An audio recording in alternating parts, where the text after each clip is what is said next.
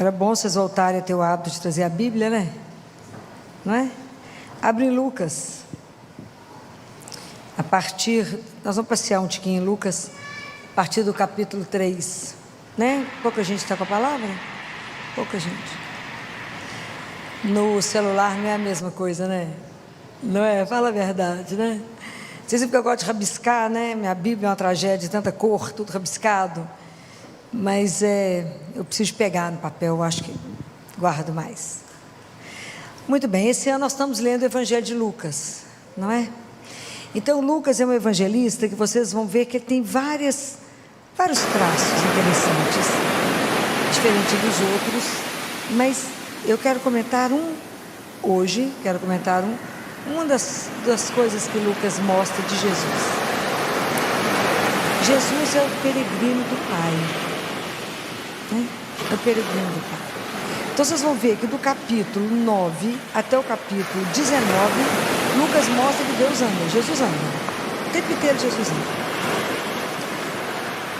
Quando Jesus vem para nós, Ele aceita sair do céu, aceita ficar 9 meses contido no útero, como neném, aceita ficar 30 anos em silêncio, aceita vir fazer parte da nossa vida. Ele vem nos ensinar que nós somos peregrinos e que a gente tem um Pai. Então Jesus, do capítulo 9 ao capítulo 19, ele é o peregrino de Deus. Então ele revelou para nós: vocês têm um Pai, vocês têm uma pertença. Isso muda a nossa história, né?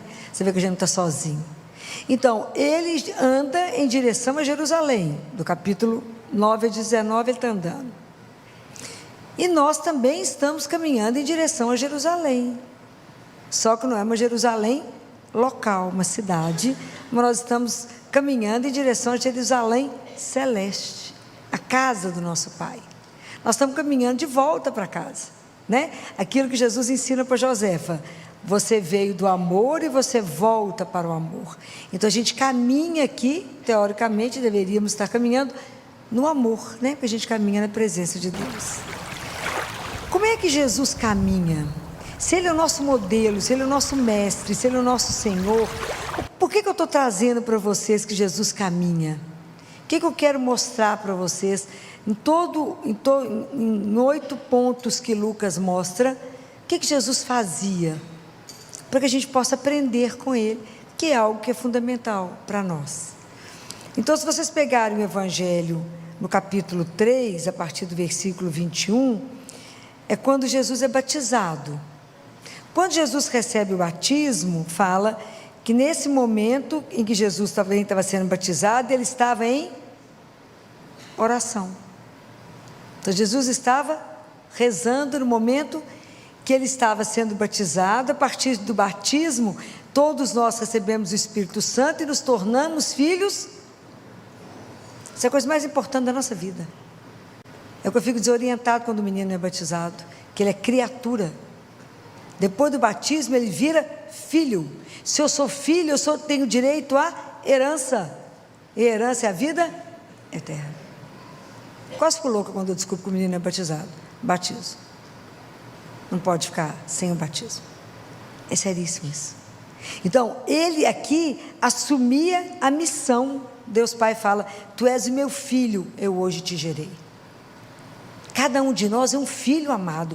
E isso é uma coisa que eu vou falar para vocês eternamente, porque o dia que vocês tomarem posse dessa frase, que eu falo tanto com vocês, cada um de nós é um filho amado de Deus, sua vida é outra. Porque você vai andar na presença do seu Pai. E é para andar em santidade e justiça diante dele, com os olhinhos dele sobre você. Não é os olhos de um juiz, é o olho de amor. Sabe o que é ser olhado com amor? É os olhos de Deus sobre nós. De que a gente descobrir isso. Então Jesus aqui, ele rezava. Se a gente for no capítulo 6, Jesus vai escolher os 12 discípulos. O que ele faz? Passa a noite em oração, para escolher quem é que vai ser aquele que vai caminhar comigo. Quantos de nós, antes de fazer uma escolha, vamos ali rezar? Senhor, eu preciso fazer uma escolha. Seja você assumir um cargo, tem que escolher seus assessores, seja para definir seu casamento, seja para definir tantas coisas na sua vida. Jesus passou a noite em oração. A gente reza uma Ave Maria e fala, não, rezei demais hoje, gente. Estou exagerando? Não. Nós não sabemos o que é rezar. Não. Ele passou a noite. Aqui fala que ele foi à montanha para rezar e passou a noite inteira em oração a Deus. A noite inteira, para escolher os discípulos. Depois vocês vão ver aqui que Jesus, no capítulo 9, Jesus manda os discípulos, sabe, lembra quando ele pega 72 discípulos e manda esses discípulos, são os apóstolos, os discípulos em missão para cidades. E eles voltam todos animados e contam tudo para Jesus, né, tudo que aconteceu. E aí Jesus faz uma oração depois, né? Jesus exulta em Deus pela alegria das coisas que estarem acontecendo, mas a maior alegria de Jesus aqui na verdade é porque eles cumprem a vontade do Pai. Eles têm uma coisa que chama obediência, né? Eu falei o número errado aqui para vocês, né, gente? Porque isso aqui isso é no capítulo 10, tá? Mas é muito mais pela obediência deles, né? Então, o quanto é difícil para nós viver a palavra básica que é obediência. O que foi que Nossa Senhora falou lá em Caná? Fazei tudo o que Ele vos... Nós estamos fazendo? Estamos que precisa tanto da ajuda de Nossa Senhora, né? Para nos ajudar, porque a gente consagra a ela. A gente consagra ela não para consagrar ela, não para se consagrar a Deus pelas mãos dela. Me ensina a senhora que foi obediente e que a senhora falou para o povo lá em Caná: fazei tudo o que Ele vos disser. Repete isso para mim o dia inteiro. Faça tudo o que Ele vos disser. Obedeça a Ele, porque só Ele sabe o que é melhor. Obedeça. Como isso é difícil. Viver a obediência é uma das coisas mais difíceis. Porque a gente quer provar a Deus que a nossa vontade é muito melhor. Ele que não está vendo, não é assim? A gente fala, não, Jesus, porque você não viu os detalhes. Eu vou ver esse e o resto, né? Mas tem uma coisa tão interessante que Jesus nos ensina, aqui no capítulo 9, no versículo 22, que quando Ele vai anunciar para os discípulos que Ele vai sofrer, Ele fala assim: é necessário que o Filho do Homem sofra muito, seja rejeitado pelos anciãos, chefes de sacerdotes, escribas, seja morto e ressuscite. Antes de Jesus fazer isso, Jesus rezou. Por quê? Porque para falar, eu preciso rezar. Porque a palavra que eu digo, eu posso trazer vida ou morte. Eu posso assassinar alguém com a palavra. Às vezes a gente não presta atenção nisso. A gente acha que só mata o outro com uma faca ou com um tiro. Mas às vezes a forma de eu olhar, a forma de eu falar, a forma de eu fazer um comentário, eu mato. Então a gente precisa pedir a Jesus: Jesus, vou ter que dar uma notícia difícil. Imagina, a gente tem que dar notícias difíceis, más notícias. Não tem um jeito bom de dar uma notícia ruim, tem? Não tem. A notícia tem que ser dada. Não é uma notícia boa. Você vai falar com a mãe que o filho dela vai morrer, que ele vai ter uma sequela. Isso não é uma notícia fácil. Aquela notícia vai mudar a vida dela a partir daquele momento. Mas eu posso fazer aquilo de um jeito que pode ser melhor. Até a forma de convidar para sentar, o local onde eu vou falar, a forma de eu falar, eu posso fazer isso melhor. Então a gente precisa pedir, rezar antes de tudo que a gente vai fazer e de tudo que a gente vai falar. Todos os nossos atos, antes de fazer e para encerrar, a gente deveria rezar. Porque tudo que a gente faz por Ele, com Ele e para Ele. Mas a gente não faz assim, né? Precisava. A outra vez que Jesus está rezando, aqui na Transfiguração, ainda no capítulo 9, Ele pega Pedro, Tiago e João, sobe na montanha para rezar. Enquanto Ele está rezando, Ele pergunta para o Pai: posso ou não revelar quem eu sou? E Ele se transfigura. É espetacular. mas tudo ele conversa com o Pai. Jesus, ele vivia em função do Pai dele, era igual um girassol. Tudo ele fazia para o Pai, olhando para o Pai, buscando o Pai. Tudo em comunhão com o Pai, né? Tudo em comunhão. Ele não fazia nada que não fosse aquilo que não agradasse o Pai. E depois, já no capítulo 19, 20, no capítulo 20, 22, quando Jesus vai fazer a ceia pascal, ele pega o pão e faz o quê? Ele dá graças. Ele agradece ao Pai. Depois ele pega o cálice de vinho e dá graças. Isso é para nos ensinar o quê? Que antes de comer, eu deveria agradecer porque tudo vem dele.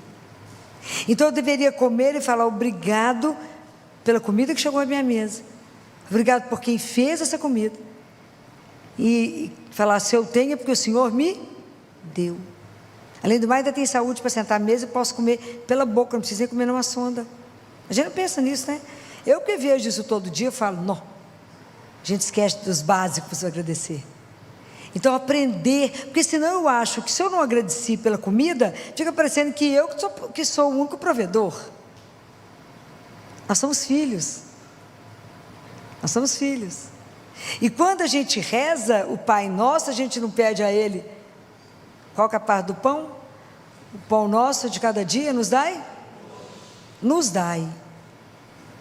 Né? Nos dai hoje. Dar a cada um de nós o pão. Mas Jesus faz uma advertência tão interessante, que eu acho que é para a irmã Amália. Eu gosto muito dos místicos, né? Às vezes eu vou lendo tanto que eu misturo com o místico que ele falou isso. Mas ele fala que o pão material, a pessoa tem fome, ele resolve. Ele resolve, ele passa a fome. Mas Jesus fala assim, preste atenção em levar ao outro o pão espiritual que sou eu. Leve para o seu irmão porque senão ele vai passar uma fome eterna. A gente até gela quando escuta isso. Porque uma coisa é a pessoa ter fome, você está numa padaria, encontra alguém, vai lá, dá um café com leite, dá um pão. Aquela fome daquele momento acabou. Depois do almoço sempre vai encontrar alguém que vai dar alguma coisa. Mas se eu não levar para o outro Jesus, essa pessoa vai passar fome eternamente. Porque como é que ela vai se salvar se ela não conhecer aquele que é a razão da nossa vida? E essa responsabilidade é nossa. Porque quando a gente reza o Pai Nosso, que é a oração que Ele ensinou, eu não rezo Pai meu, Pai Nosso. Então Ele é Pai de todos nós. Uns têm consciência e outros não têm consciência que tem um Pai. Mas se você já tem consciência, ensine para o outro que você também tem um Pai. Somos irmãos. Irmãos, né? Então, tomar essa consciência de que somos irmãos, isso é uma das coisas mais sérias da nossa vida. Pode imaginar, eu penso muito quando ele pergunta para Caim, e essa semana passada nós lemos muito Caim, né? Caim, onde está Abel? Ué, não vi não. Tinha acabado de matar Abel. Onde está o teu irmão? Isso é uma coisa para a gente pensar. Onde está o meu irmão? Porque é uma coisa que me preocupa tanto, principalmente a todos nós, né, que estamos aqui, que trabalhamos, principalmente a turma da área da saúde, seja médico, enfermeiro, fisioterapia, seja o que for. O compromisso que cada um de nós tem com o outro, porque o outro chega em nós doente, frágil, completamente frágil. Então, o profissional de saúde, ele tem que tomar consciência que ele é a extensão da misericórdia de Deus na vida do outro, independente da situação social dele, independente se ele tem plano de saúde ou se ele é um paciente do SUS, eu tenho que tratá-lo com humanidade. E humanidade não é cumprimentar o outro, tratar bem o outro, isso é obrigação nossa. Humanização, humanidade é trazer para o outro o que há de melhor na ciência e lutar para que ele tenha a mesma condição que o outro também tem. É uma guerra, Mas a gente está tão acostumado que o paciente do SUS tem uma coisa e o outro tem outra, que a gente acha isso normal. Que dia que nós vamos começar a gritar por isso, que está errado? Que dia que nós vamos não aceitar, ficar inconformados com isso? É seu irmão. Isso é uma brincadeira. A criança toma uma vacina de pneumococo 20, paga, e o menino do SUS toma 10. E o P que mais mata, do SUS não paga, não cobre. Até que dia? Eu, como pediatra, a sociedade de pediatria vai ficar muda diante disso? Nós somos coniventes. Isso é o que mais me mata. Eu tenho muito medo dessa omissão diante de Deus. É meu irmão. Uma das alegrias que eu tenho de trabalhar na Santa Casa é porque a gente busca a saúde de ponta para todos. É para todos. Lá a gente lida com o SUS, é uma luta conseguir manter o hospital, porque a gente dá o que há de melhor. A diretoria nunca negou absolutamente nada. Nada. Isso é um orgulho. Semana passada a gente ficou extremamente feliz quando chegou para nós o primeiro hospital de Belo Horizonte a ter a nutrição parenteral do prematuro. Aqueles meninos que nascem com 1 quilo, 900 gramas, que a gente pode ligar. Ele chega, não precisa ligar soro, posso ligar uma nutrição parenteral. Então lutar por isso é porque eu tenho que ter consciência que ele é meu irmão. Por isso que o nosso caminho de ser peregrino não é fácil, nós temos que ser transformados. Não é uma brincadeira. E a gente aceita muita coisa. Isso está errado. Então, quando a gente agradece a Deus, a gente aqui agradeceu a Jesus, né? Pela comida, a gente tem que aprender a agradecer, sim. Obrigado. Se eu tenho esse alimento, é porque o Senhor me deu. Gratidão. O filho tem que ser grato. E trabalhar para que o outro também conheça. A penúltima coisa, a sétima, é quando Jesus está lá no Monte das Oliveiras, no momento do sofrimento profundo, ele reza. Isso é uma coisa para a gente aprender, que no momento da dor e no momento do sofrimento, eu preciso aprender a rezar. Filó, mas agora a situação é crítica, eu não tenho mais nada para fazer. Temos que rezar. Nós rezamos, porque eu ofereço a Deus o sofrimento meu dessa pessoa. Para quê? Para a minha santificação, para a santificação da família, para a santificação daquele que está indo. Deus pode pegar essa oração e transformar. Fala, Senhor, nós estamos vivendo um momento de muita dor, nos ajude. Assim como o Senhor entregou o Pai naquele momento, o Senhor dobrou o joelho, me ajude a dobrar aqui nesse momento. Me ajuda a colocar na cruz, não sofrer por sofrer, essa dor que não tinha na sua cruz. Nos ajuda a colocar isso. Me ajuda a viver isso. Não é fácil aprender a viver no sofrimento. Ver o sofrimento e dar conta de passar por ele. Mas todos nós vamos ter sofrimento. Então aprender que no sofrimento a gente pode rezar por isso. O sofrimento transforma, né? E o oitavo momento é quando Jesus morre na cruz. Se a vida nos pegar, na hora que a morte chegar para cada um de nós, se ela já nos encontrar nesse caminho de peregrino para Jerusalém, em rotina com a oração, fica mais fácil de passar, porque eu sei que quando eu passar, é uma porta que eu vou abrir, do outro lado está Jesus, que eu vou me encontrar com Ele. Como diz Jó, os meus olhos irão vê-lo, né? Então a gente faz uma passagem com mais tranquilidade, porque a gente já sabe que Ele já destruiu a morte, que a morte não tem a última palavra, que ela tem a penúltima, e que eu posso ficar tranquilo, que eu vou estar com Ele. É diferente. Então, quando Lucas conta que em 8 momentos Jesus reza, é porque ele quer nos contar que a nossa vida de peregrino não vai acontecer se a gente não rezar. Se Jesus, que era o Filho de Deus, ele rezou, ele viu necessidade de conversar com o Pai, imagina nós. Então é uma disciplina que precisamos aprender. Não existe ninguém que vence alguém que reza. Pode ter certeza disso. Não há ninguém que pode vencer alguém de joelho. E o seu joelho sempre vai te levar aonde seu pé não ousou ir. Então aprender a rezar, aprender a colocar tudo diante de Deus, numa relação de filiação. Ele é meu Pai, o Senhor me ajuda? O Senhor me ajuda a decidir, me ajuda a pensar, me ajuda a escolher, me ajuda a tomar a decisão certa. Me ajuda sempre a fazer opção pelo Senhor. Porque se a gente reza o Pai Nosso, eu já falei isso com vocês, a primeira palavra é Pai, a última é mal, mas livrai-nos do mal. O mal é o antipai. Então me ajuda a fazer opção pelo Pai e não pelo antipai o dia todo da minha vida. Me ajuda. E a gente, sem oração, a gente não sabe discernir absolutamente nada. Por quê? Qual é o animal que a gente mais parece?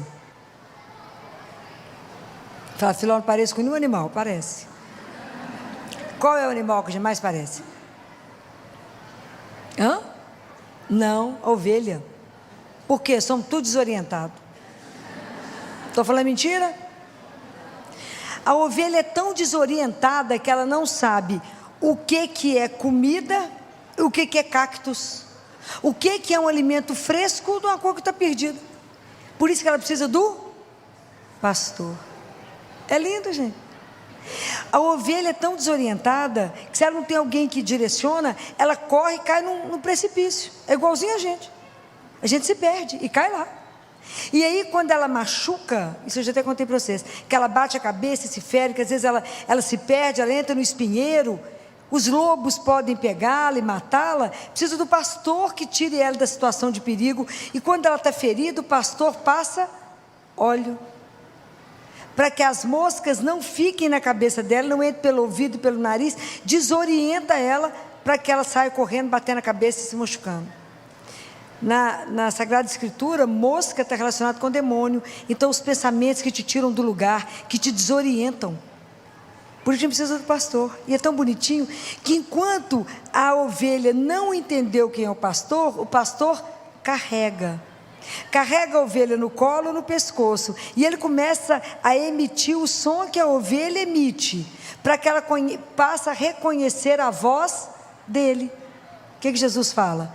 Aqueles que são meus, né? Aquele que reconhece a minha voz, as minhas ovelhas conhecem a minha voz. Então quando o pastor já faz essa identidade com a ovelha, ele reconhece o cheiro da ovelha, e a ovelha reconhece a voz do pastor. Então quando o pastor emite o som que a ovelha faz, a ovelha corre em direção a ele, e só dele. É essa intimidade que a gente tem que ter com esse aqui, o nosso grande pastor de almas, que é Jesus. Que quando ele chamar, quando Maria Madalena chega no sepulcro, está lá chorando, e que ela acha que aquele homem que está lá é o jardineiro, e Jesus fala com ela, Maria, a forma como ele falou o nome dela, falou, é ele. É essa voz que a gente tem que aprender a reconhecer, que quando ele me chama pelo nome, é quando ele chama, e pelo jeito dele me chamar é só ele. Então pedir a ele, Jesus, me ajuda a silenciar tantas vozes que não me levam a lugar nenhum, para reconhecer a sua voz quando o Senhor me chama. Mas para me ter essa intimidade de reconhecer, eu tenho que rezar. Então quando eu trouxe isso para vocês, porque na palavra de Deus de domingo, a primeira leitura de Jeremias falava assim, bendito o homem que confia no Senhor, cuja esperança é o Senhor. Somos benditos. Jesus fala que cada vez que a gente vai até Ele e entrega uma situação para Ele, Ele é glorificado, porque nós demonstramos para Ele a nossa confiança nele. Isso é maravilhoso. Ele fala, não vem trazer sugestão para mim, não preciso da sua sugestão, eu já tenho a solução. Então benditos somos nós, né? Porque fala, é como aquela árvore plantada junto às águas, que estende as raízes, então não teme a chegada do calor, porque vai estar sempre verde, não sofre míngua em tempo de seca, e nunca deixa de dar frutos. Quem é esse que faz isso em nós? Que água é essa?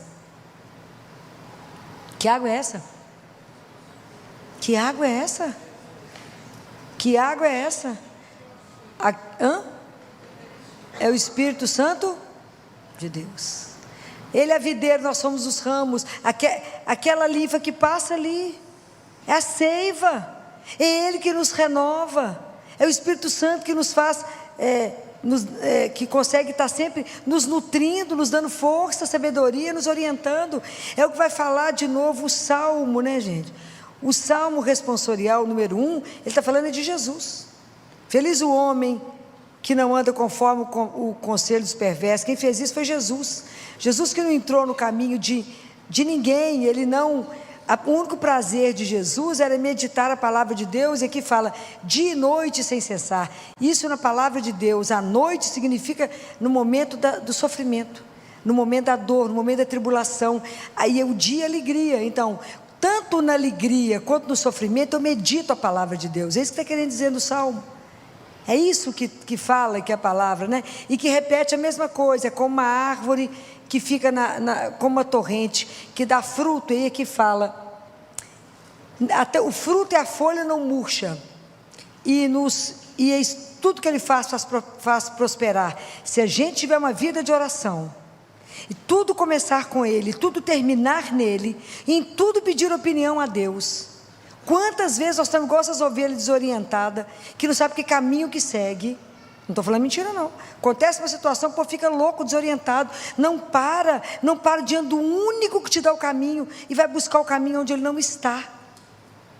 Fala que aquele que permanece, os frutos e as folhas não murcham, quer dizer, a sua palavra e as suas obras, a tradução é essa, tudo vai florescer, tudo vai ser um espetáculo, tudo que você começa vai dar certo, tudo que você fala vai ter um efeito, mas porque foi antes trabalhada por Deus. Não comece uma obra sem Deus falar, pode ir.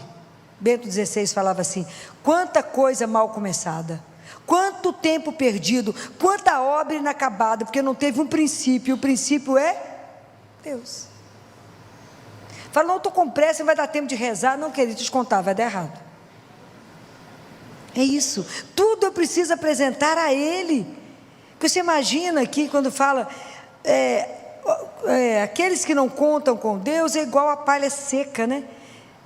Espalhada e dispersada pelo vento, porque aqui quando cita a terra, que vai voar aqui, não vai ficar na terra, que a terra é Deus, né? A nossa estabilidade é Ele é a nossa estabilidade. Não tenha ilusão de buscar. Quando Jesus não aceita, né, que ele não aceitou o caminho, o conselho dos perversos, porque ele não aceitou ser rei aqui, ele não aceitou a glória, ele não aceitou isso. Quanto de nós aqui não lutamos tanto pelo poder e pela glória? Quantos de nós? O quanto é difícil um homem que não deseja essas coisas. Jesus passou por isso e falou, não é isso. Mas é porque a gente precisa aprender a confiar e colocar a nossa vida diante daquele que nos criou. Falou, o Senhor é o meu Pai, o Senhor me criou e tem um propósito, orienta o meu caminho. Se o Senhor não me orientar, não me mostrar, eu vou ficar igual essas ovelhas batendo a cabeça, desorientada. Me dá o caminho, me ajuda a reconhecer a sua voz. Eu quero ser bendito, né? Eu quero ter uma vida bem-aventurada. Eu quero estar atento na obediência. Eu quero te ouvir, igual o Senhor fez, obedecer. Eu quero colocar os meus talentos que o Senhor me deu para usá-los para o Senhor. Me ajuda, que tudo que eu fizer na vida, em palavra ou em obra, floresça de acordo com a vossa vontade, mas que não se perca. Que eu não perca tempo aqui nesse mundo, porque ele é muito rápido, né? Daqui a pouco passa. Nos ajude, me ajuda a cumprir a minha missão. Não me deixa ficar rodando. Você fala, você é Filó, mas você fala isso porque na sua casa todo mundo reza, é mais fácil. Mas na minha casa ninguém reza, Filó. Meu marido quer me matar se eu vou rezar o terço, não sei quem reza. Implica comigo, diz que eu já virei beato, que meu assunto é só Jesus. Deixa eu contar uma coisa para vocês que Jesus falou. Se dentro de uma casa uma pessoa reza, você é uma luz naquela escuridão. E se você reza, Deus está lá. Não precisa preocupar com o resto que Ele fará. Continue, persevere. Reze porque Deus fará o resto. Às vezes a salvação da sua família vai depender de você ali. Mantenha, continue falando com Jesus. Continue rezando, continue entregando aquelas pessoas, uma por uma. E no momento certo, por causa da sua oração, você salvará a sua família. Mas tem que ter para sair o povo da treva, enxergar a luz, né? Como é difícil abrir os olhos para ver. A oração é a maior riqueza que nós temos. É a única coisa que acalma o nosso coração. Acontece alguma coisa, e antes de você tomar uma atitude, fala, espera aí que eu vou lhe conversar com Jesus. Vai lá e fala com ele. Jesus, eu estou com meu coração. A oração é um encontro. Eu estou indo ali encontrar com o meu Deus. Você imagina a gente ter a certeza que eu estou indo ali e Ele está vivo. Imagina, aquele Jesus que andou na Galileia, que curou aquele povo todo, que fez e aconteceu, que transfigurou. Imagina, Ele está ali me esperando. Se eu estou angustiado, eu vou ali e falo com Ele, Jesus. Ele fala, pode falar. Mas até ele já sabe, né? Mas Ele é tão fino que espera a gente contar tudo. Pode imaginar o dia que a gente tomar consciência de que Ele está vivo? Aqui tinha que ter um exército para poder protegê-lo. Essa igreja não caberia. Porque eu posso ir lá e contar para Ele, e sair daqui dançando, porque Ele já ouviu. E Ele vai fazer. Isso é um escândalo. Eu estou aflita, às vezes eu quero ir lá só para chorar, quero contar, tem um filho doente, fico vendo lá na Santa Casa, o tanto que o povo frequenta aquela capela, quantas mães de joelho, quantos pais. Mas a gente tem o direito, a oração, um presente que o Pai do céu deixou para nós. Falou, meu filho, eu te criei e vou te mandar para a terra. Ó, que você sentir saudade de mim, você reza. Orar é me chamar, encontrar comigo, falar, pai, estou com medo. Eu falo, de quê, meu filho? Estou aqui. Pai, estou preocupado com o quê? Preocupar, ocupar antes. Não confia em mim? Me entrega. Por que a gente reza pouco? Porque a gente não confia ainda em Deus. A gente não acredita que esse amor dele é lindo desse jeito. Então a gente fica sempre na dúvida, a gente confia mais nas nossas mãos. E Jesus fala assim, não confie em nada em você, apenas em mim. O dia que vocês descobrirem isso é facílimo. Facílimo. O dia que você descobrir que, o que seja o que acontecer, vai lá e fala com ele, estou entregando essa situação para o Senhor.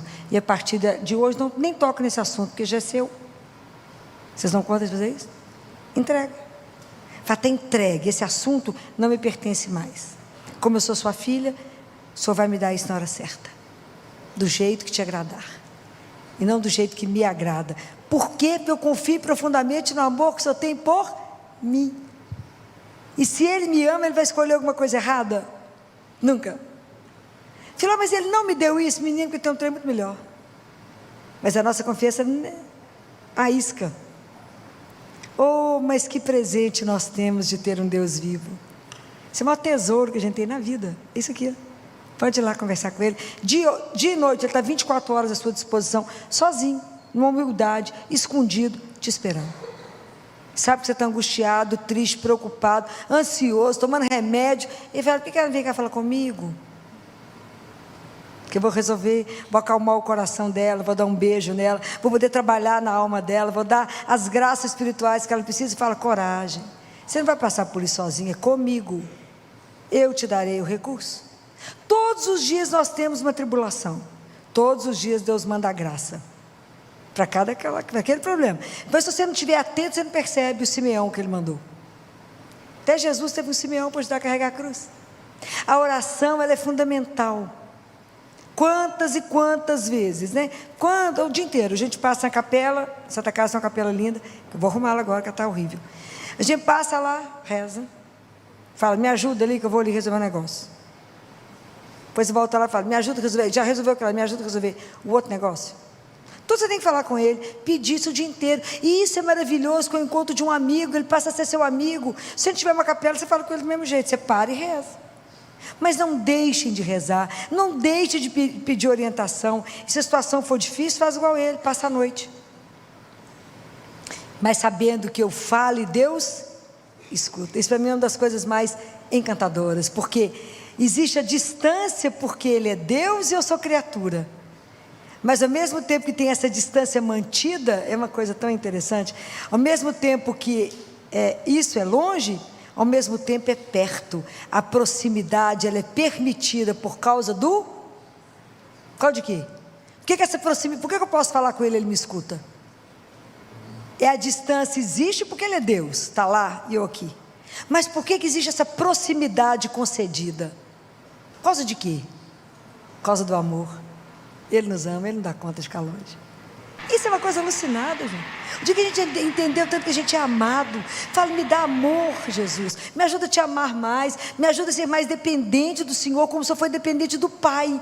O Senhor nos ensinou que para fazer um caminho até Jerusalém é preciso rezar. O Senhor que era Deus, e nós que somos criatura, me dê o gosto da oração, me dê a necessidade da oração, me ajuda a ser dependente da oração, de falar com o Senhor, que isso é rezar. Eu encontro, eu falo, e Jesus fala assim: fica treinando que você vai falar comigo não, olha que bonitinho. Deixa o Espírito Santo te orientar, não precisa escrever o que você vai falar comigo, somos amigos. Fala o que ele te orientar, fala na simplicidade, fala ou chora, ele sabe até que você está chorando. Tem uma coisa linda, num dos livros dos místicos, que agora eu vou misturando eles, que Jesus guarda todas as nossas lágrimas num potinho. Imagina quantos potinhos tem aqui.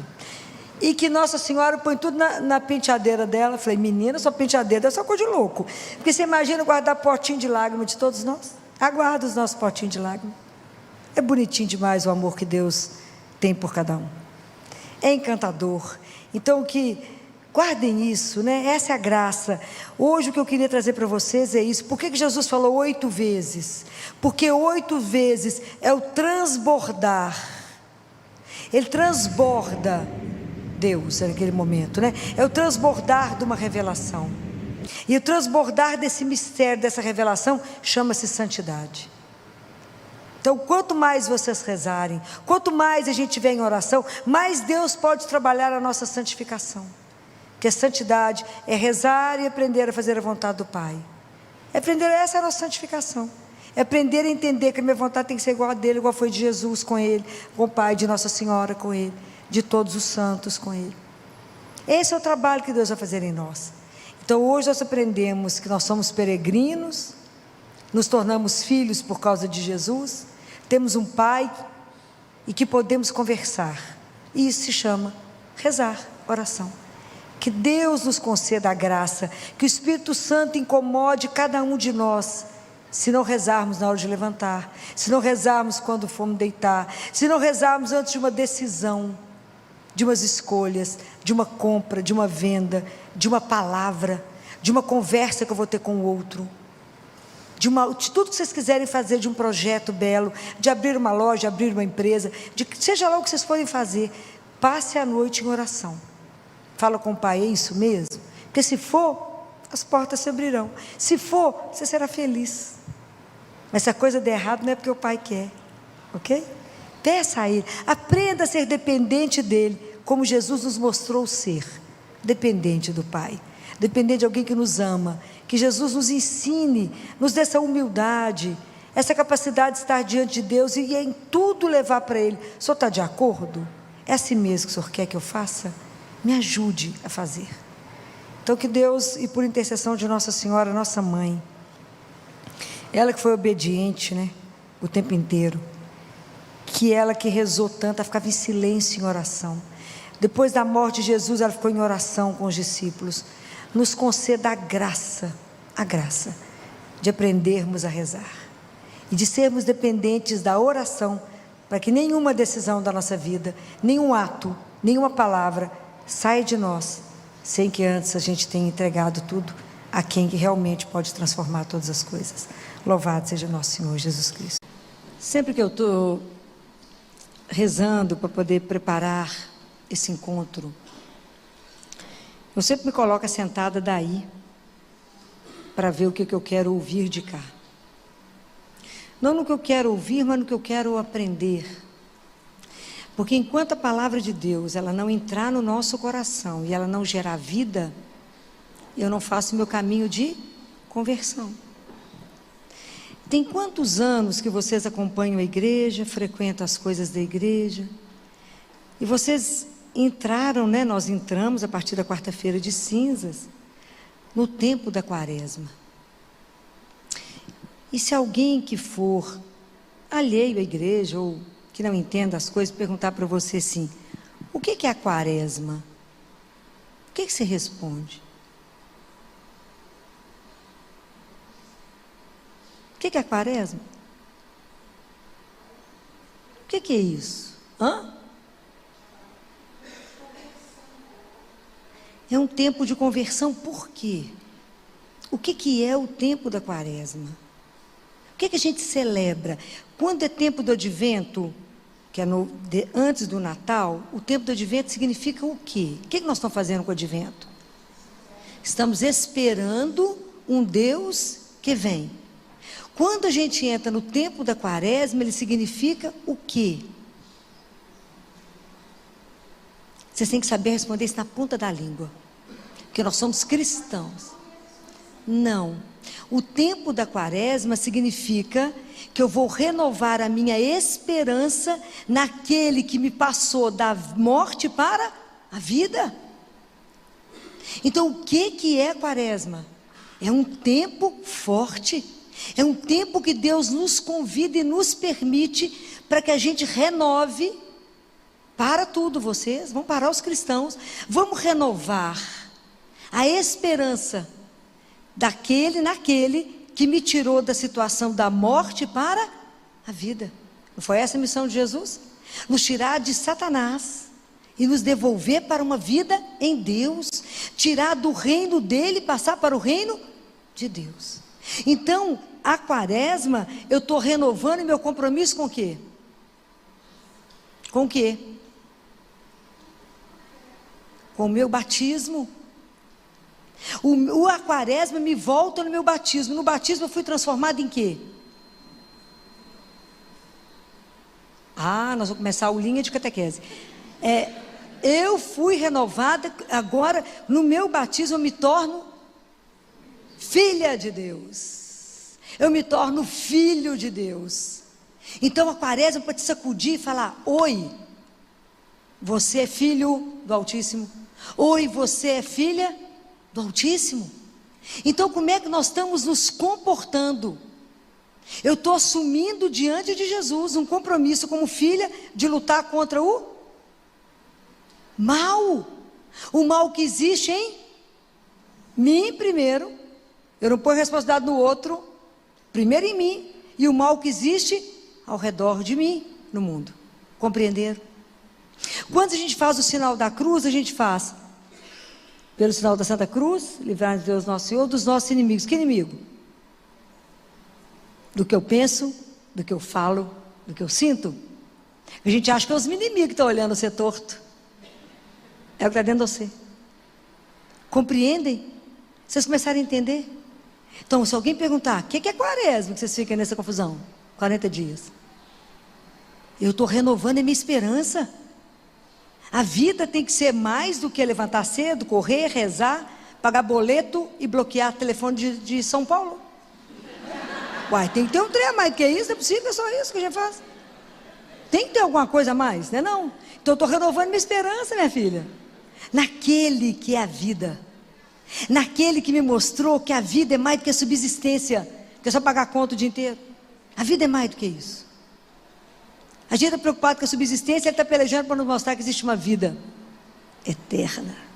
Ai, que escândalo, diga, a gente começar a entender isso. E aí eu estou renovando e lembrando que um dia eu fui batizado, esqueci, né? Guardei o trem lá, guardei. E que eu sou filha, não é qualquer filha, nem qualquer filho, amado, amada de Deus. O dia que vocês descobrirem isso, quem vai segurar vocês? Ninguém. Vocês vão ficar insuportáveis. Mas se eu sou filha do Altíssimo, Ele é rei, então eu tenho que me comportar como filha de rei, o filho de rei. Então Deus quer devolver nesse período a nossa dignidade. Porque tem gente que esqueceu que é digno, que é filho. E se eu sou filha ou filho do Altíssimo, eu tenho que relembrar isso. E é tão interessante que a igreja ela tem uma pedagogia, né? Então ela começa toda a Quaresma. Primeiro domingo da Quaresma são as tentações de Jesus. Toda vez que vocês virem que tem 40 dias, o número 40 na Bíblia é tempo de purificação, é tempo de renovação. Então o povo de Israel não ficou 40 anos no deserto? Jesus é um novo Israel. 40 dias ele vai fazer uma nova caminhada com o povo, ele vai trazer uma outra transformação. Noé ficou 40 dias e 40 noites em chuva. Elias ficou 40 dias escondido, os pássaros traziam comida para ele, até ele estar preparado para escutar aquela voz que sussurrava que era Deus. Compreendem? Todas as vezes que vocês virem o número 40, A Bíblia está sempre uma coisa confirmando a outra, né? É assim. Então, tem todo esse caminho. E a gente sabe que Jesus foi ao deserto, o Espírito Santo levou ele ao deserto. Ele ficou em jejum, 40 dias e 40 noites. Não ficou em jejum dentro de casa, no ar confortável, no ar condicionado. Ficou no deserto. E Jesus foi tentado pelo demônio.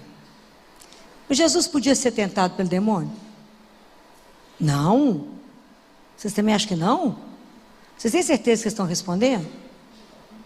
Jesus podia ou não ser tentado pelo demônio? Sim ou não? Sim, por quê?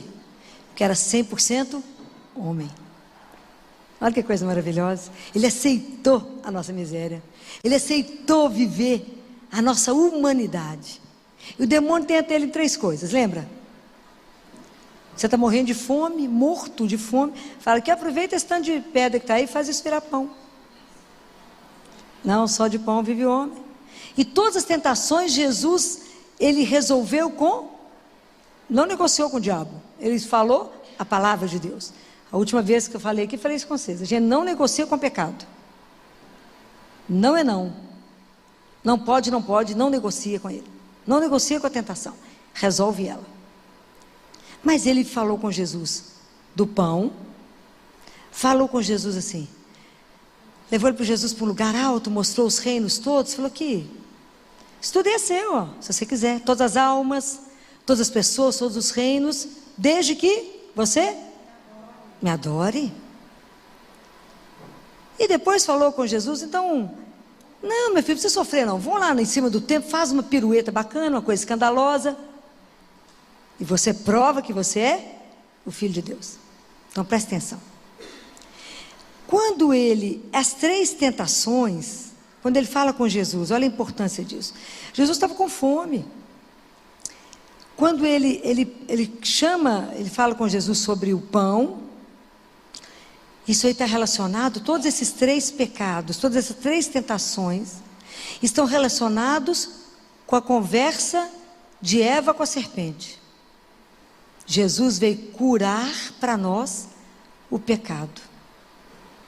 Ele veio nos mostrar que a gente é capaz de vencer as tentações, né?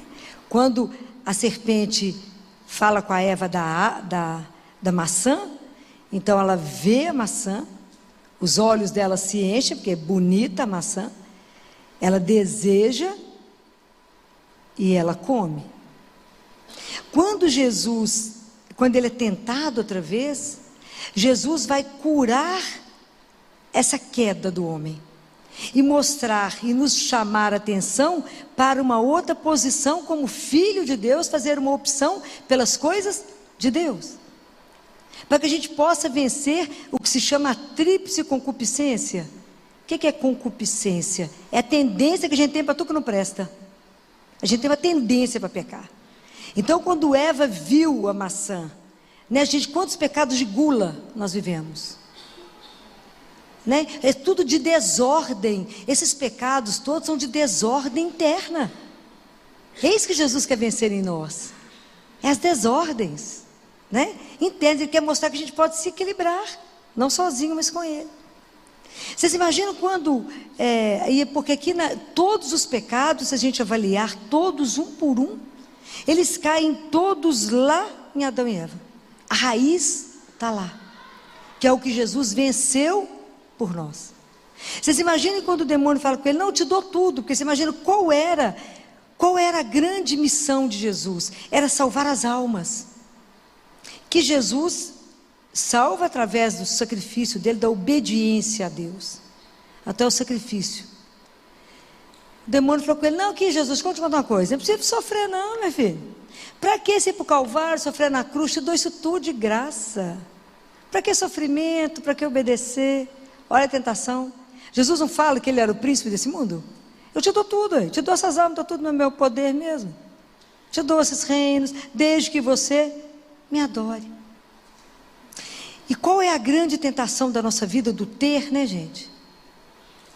Eu quero ter, quero acumular, eu quero ter mais, e só tenho isso, está pouco, eu quero mais para Já não sabe, vai morrer tudo acumulado. Então a tentação, que na verdade, Jesus vence isso mostrando, só a Deus adorarás.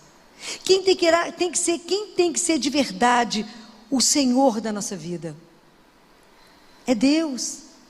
E quanto que a gente tem que lutar por isso na nossa vida? Porque quantas vezes Ele deixa de ser o Senhor da nossa vida? Assim como a gente tem tanta compulsão alimentar, com bebida, com droga, com tanto tipo de desordem, nós temos com acumulação, com acúmulo. Tem gente que não doa nem uma peça de roupa, por causa do acúmulo. Guarda, guarda, guarda, guarda, até a traça comer, até nunca mais servir.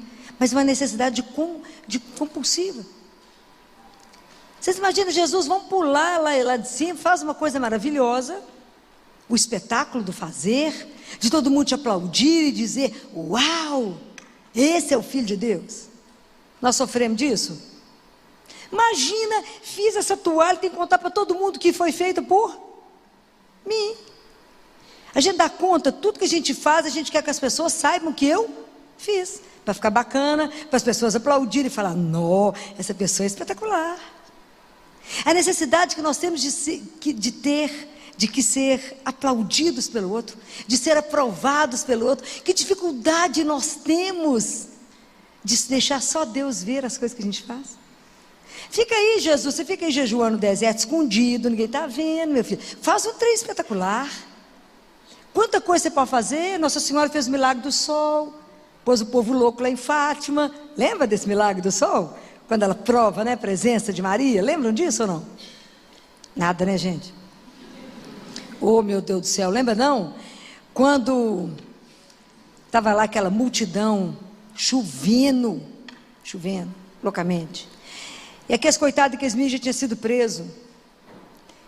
E chovendo, e Lúcia, Nossa Senhora chega, elas ajoelham. Lúcia fala com Nossa Senhora assim, se a senhora não fizer alguma coisa, eles vão me matar. A multidão. E o New York Times estava lá. Tinha jornalista, tinha muita gente, a igreja estava lá. Imagina a cena, quem já esteve lá na Cova da Iria, chovendo, um frio daquele bom, lá de Portugal. Nossa Senhora fala com a Lúcia assim, manda fechar a sombrinha. Pode imaginar? Que a menininha vira para o povo e fala assim, ela mandou, não tinha ninguém, né, gente? Ninguém ia ver nada. Ela mandou vocês fecharem o guarda-sol. Pode imaginar? Como é que o povo olhou para eles? A chuva descendo em cima do povo. O tempo fechado. E aí o povo fechou. De repente o céu abriu, o sol começa a rodar e desce rasando em cima do povo. Pode imaginar a loucura? O povo caiu no chão, achou que estava todo morto. Achou que todo mundo que ia morrer. E aí foi vista a Trindade. Foi uma coisa louca. E foi fotografado. Chamou o Milagre do Sol. Foi página do New York Times. E vocês não sabem disso. Quero morrer de desgosto. Porque foi lá. Ah, meus católicos. Entenderam? Então imagina, o demônio falou com ele, faz uns trem bacana, para fazer tanta coisa bacana, os anjos podem vir te pegar, vocês podem dançar no ar, quanta coisa você pode fazer escandalosa. Se és o Filho de Deus. E é tão interessante aqui, né, gente? Porque Jesus, ele vai acabar de pegar esse orgulho, né? Porque nós somos vaidosos. A gente quer o aplauso do outro, a gente quer que o outro saiba de alguma forma que eu fiz. Fazer escondido não agrada. De tanto que eu preciso do aplauso do outro. Então as nossas obras são sempre manchadas pelo nosso amor próprio. Não ajudei demais, você não está sabendo o que eu fiz lá com a creche, não. Uma luta, você não viu o que eu fiz lá no orfanato? Você não viu o que eu fiz? A única pessoa que tem que ver os seus atos de bondade é Deus nosso Senhor. Está vendo quanta coisa que por isso a gente tem que passar por, tem que olhar isso, porque que hora que Jesus crucifica esse orgulho? Na cruz.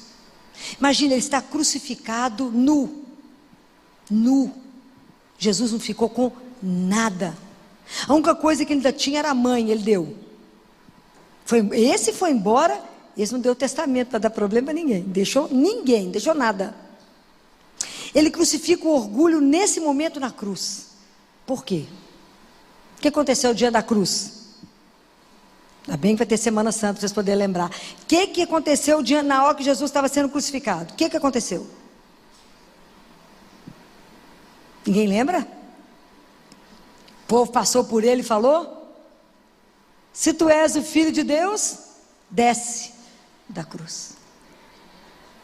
Acho que era capaz de eu descer, capaz de matar o resto lá, dar uma coça no povo, vai ficar esperto. O que Jesus fez?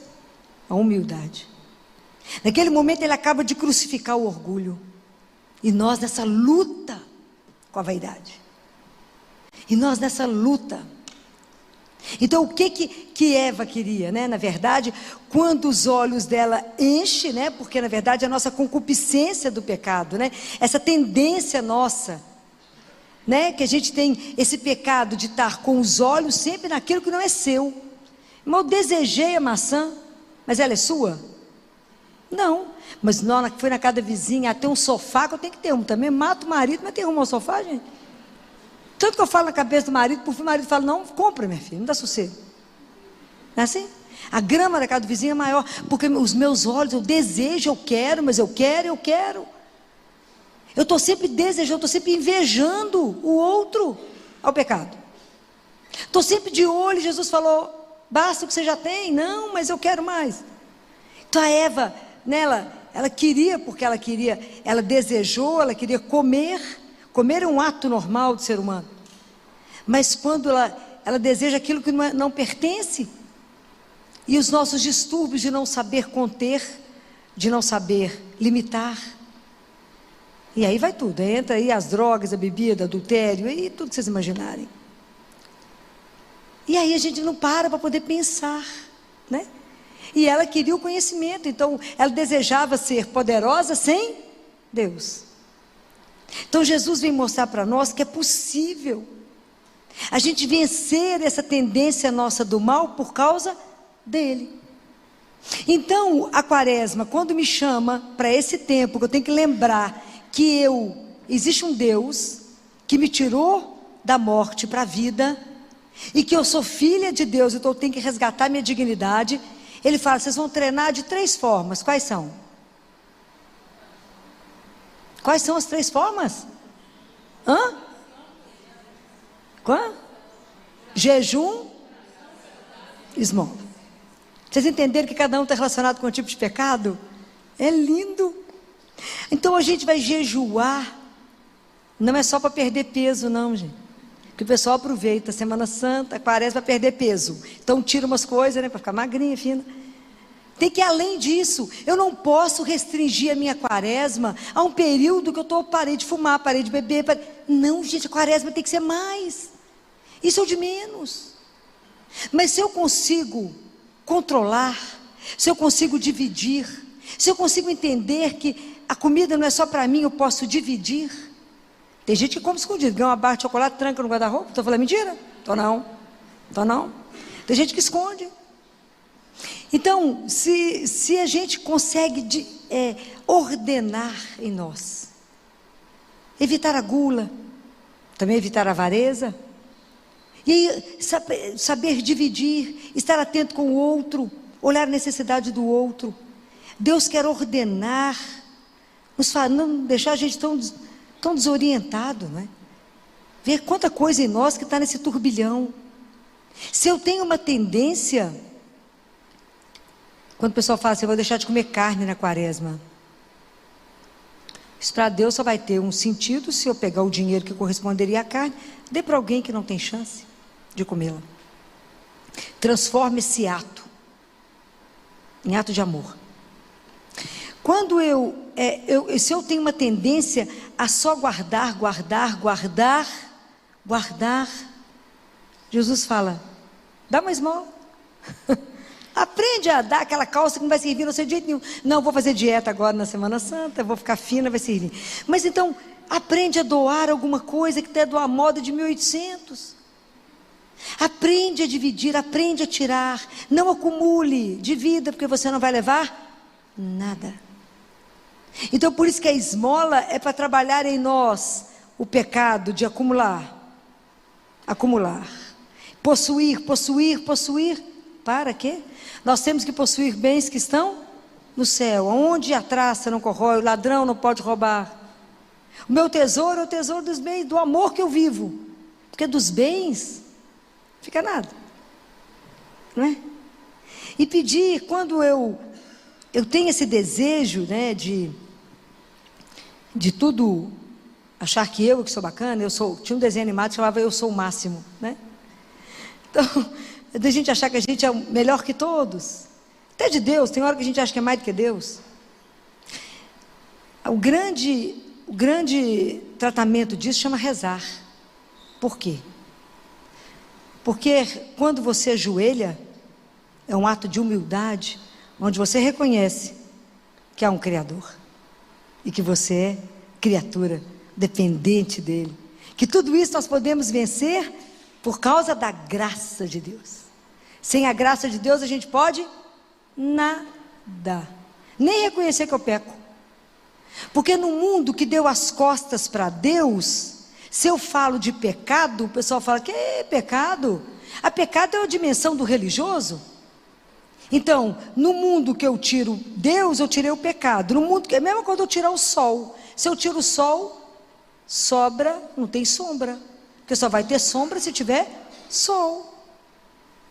Compreendem? Eu só vou entender a dimensão do pecado quanto mais eu entender e aproximar de Deus. Eu só vou reconhecer isso na minha vida se Deus revelar. Mas para isso eu preciso pedir, eu preciso querer. A gente tem que falar com Jesus assim: me revela os meus pecados, até os ocultos, aqueles que eu não tenho consciência, Senhor. Eu nem conheço a palavra de Deus, porque aqui o demônio conhecia a palavra, quando ele citou o Salmo 90 para Jesus. Pula, Jesus, porque está escrito que os anjos, né, vai dar ordem aos anjos, que vai tomar conta. Por que ele conhecia? Porque esse salmo, os judeus rezavam como oração de exorcismo, então ele escutou várias vezes. O demônio escutou esse salmo várias vezes, ele sabia de cor. Tantas vezes que ele foi expulso, ele já conhecia, entendeu o salmo? É verdade, essas coisas estão na palavra de Deus. A gente tem que ler, tem que ver que está tudo escrito, a gente porque não compreende. Então, enquanto nós estamos no deserto, nós vamos lutar contra o mal. Até a gente fazer a nossa Páscoa definitiva e voltar para casa. Mas nós estamos caminhando para a nossa Páscoa. Cada dia falta menos um. Mas até lá, nós estamos inseridos no mundo. E nós temos que lutar contra tudo isso. Porque hoje nós vivemos o mundo do espetáculo. Qualquer coisa que eu faço, eu posto na internet. Faço foto, porque eu quero ser famoso, chique, bacana. Isso aqui é importante. Então tudo eu posto. A gente atrasa porque eu não saio da internet, cai no buraco porque eu não saio da internet, porque eu tenho que estar com o olho no Instagram. Então imagina, fazer as coisas de Deus, jejuar sem ninguém perceber. Pode ficar um cara de morta, o povo olhar, por que você está batida? Não, tem que estar feliz. Jesus falou, perfuma a cabeça, faz uma maquiagem bacana, né? Fica linda, como diz a minha maquiadora, ela fala, acorda assim, filó, tipo assim, hoje eu estou a fim de ficar linda. Então assim, acorda arrumada, bacana, sem ninguém perceber que você está em jejum, mas tudo por causa dele. Eu vou dar atenção ao meu irmão, vou dividir as coisas por causa dele. Porque ele falou, ame ao Pai, acima de tudo, e ao irmão, como eu te amei. É assim. E reza. Então o mundo vai querer ver você de joelho? Não tem espetáculo. O caminho de Deus é um caminho que eu já falei com vocês mais de uma vez. É chão batido. Não tem brilho, não tem aplauso. Tem sofrimento. Porque não existe amor sem sacrifício. E Jesus nos dá um desafio tão grande. Quer falar para nós que cada um de nós é templo que Deus habita. Quando é que Deus vai ser o templo? Quando é que eu vou poder ser o templo que Deus pode habitar? O dia que o meu templo aqui, ele tiver as paredes, o telhado e tudo mais cravado de oração, de justiça e de amor. Enquanto eu não trabalhar isso em mim, Deus não pode habitar. Porque Deus não pode conviver com o menor dos pecados. Então, trazer para nós essa consciência e a gente avaliar na nossa vida quais são as desordens que eu estou. Às vezes é com sexo, que está lá no desejo de saciar a carne, né? Que não é só comida, mas é o prazer. Então às vezes é na pornografia, às vezes é um sexo desenfreado, às vezes as novas modalidades do carnaval, beijar a quatro, coisa interessante. Eu estou tentando entender como é que é essa dinâmica, beija quatro ao mesmo tempo. Então, às vezes esse desejo desordenado com a carne, não basta um, basta dois, três, quatro numa cama. Aonde está a desordem dentro de mim, que eu preciso pedir a Deus, limpa? Assim como o Senhor falou para Abraão, anda, corta, restaura, porque é a misericórdia de Deus que nos restaura, que nos faz de novo de pé. É para isso que nós temos que viver a quaresma. É um tempo forte, porque é um tempo de eu parar e me ver diante dele, falar: Senhor, misericórdia para a minha vida, me ajuda a entender isso. Aonde que eu estou com tanta tendência para a carne,